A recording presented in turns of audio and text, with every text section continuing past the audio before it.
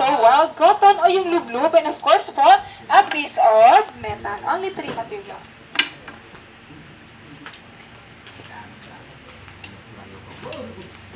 Okay, so ma'am and sir, have you seen the spark earlier? May spark po, di ba? At ang purpose ng cotton, to catch the spark. So when the smoke is visible, ayan, nilalagay niya lang po sa choy leaves and blow it harder until the fire will come out.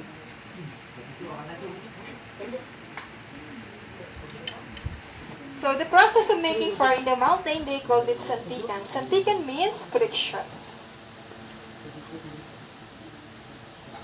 Sa mga Palawan tribes, yung mga 4-year-old and above, start na po nilang tinitrain yung mga anak nila kung paano gumawa ng apoy. Kasi part na rin po yan ang survival nila. So, as we all know po before, back in the mountain po, no lighter, no phosphor at all, yan lang po yung tatlong material yung ginagamit nila. So, even though po in this village, kapag nagluluto sila, still pa rin po, mas they prefer po to use the santika pa rin.